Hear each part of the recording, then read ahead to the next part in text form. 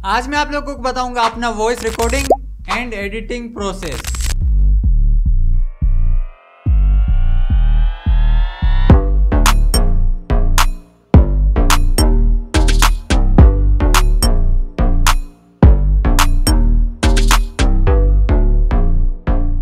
आज की इस वीडियो में मैं आप लोगों को बताऊंगा अपना स्टार्टिंग से लेकर के एंड तक एडिटिंग एंड रिकॉर्डिंग प्रोसेस।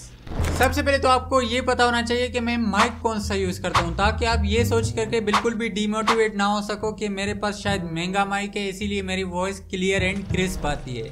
और ये जो माइक है इसका नाम है BY11M। अबे फिर से गलत बोल दिया। सॉरी गलत बोल दिया। इसका नाम है BY11M1। और ये जो आप कनेक्शन देख रहे हैं ये डायरेक्टली पीसी के साथ कनेक्टेड है। और ये जो वॉइस रिकॉर्ड हो रही है वो डायरेक्टली ऑडेसिटी सॉफ्टवेयर में रिकॉर्ड हो रही है। और ये वाला माइक यूट्यूबर्स के लिए सबसे अच्छा एंड बेस्ट बजट माइक है। सिर्फ यूट्यूबर्स के लिए नहीं, कंटेंट क्रिएटर्स के लिए भी। आप लोगों में से बहुत से लोगों के मुझे कमेंट्स आते हैं कि आप अपना माइक अपग्रेड क्यों नहीं करते। अपग्रेड करने की मुझे दिल नहीं होती क्योंकि मुझे इसकी वॉइस क्वालिटी अच्छी लगती है।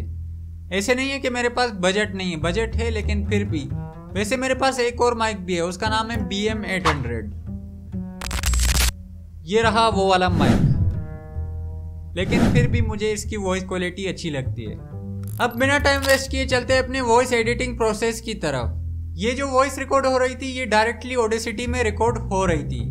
अब हम इसको एडिट भी ऑडेसिटी सॉफ्टवेयर में ही करेंगे। सबसे पहले तो मैं ऑडेसिटी में अपनी वॉइस को रिकॉर्ड कर लेता हूँ, वो भी डायरेक्टली माइक के थ्रू। जब भी आप ऑडेसिटी या किसी भी सॉफ्टवेयर में अपनी वॉइस को रिकॉर्ड करते हैं तो कोशिश करें पहले 5-10 सेकंड तक कुछ भी ना बोलें। वो इसलिए क्योंकि हम उसी के जरिए आगे जाकर के अपनी वॉइस में से नॉइस रिड्यूस करेंगे। देन सबसे पहले तो आप लोगों ने उसी ब्लैंक पार्ट को सिलेक्ट कर लेना है। उसके बाद आप लोगों ने इफेक्ट में जाना है। फिर आप लोगों ने नॉइस रिमूवल एंड रिपेयर वाले सेक्शन में जाकर के नॉइस रिडक्शन पर टैप कर लेना है। उसके बाद आप लोगों ने गेट नॉइस प्रोफाइल पर टैप कर लेना है। इससे ये होगा कि आपकी वॉइस में जितनी नॉइस होगी वो डिटेक्ट होगी। देन आप लोगों ने अपनी पूरी वॉइस क्लिप को सिलेक्ट कर लेना है। देन आप लोगों ने फिर से नॉइस रिडक्शन में चले जाना है।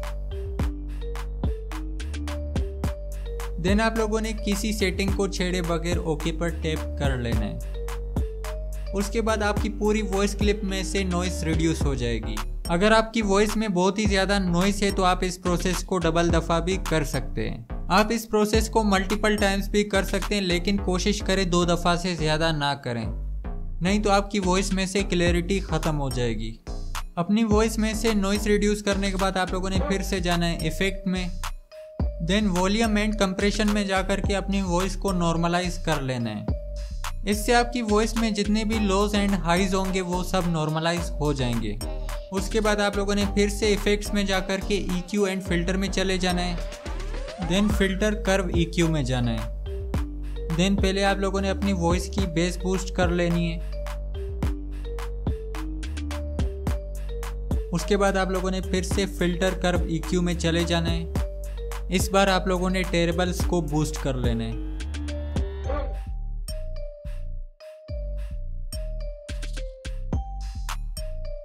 देन अब हमारा लास्ट स्टेप बचा है, वो है कंप्रेशन।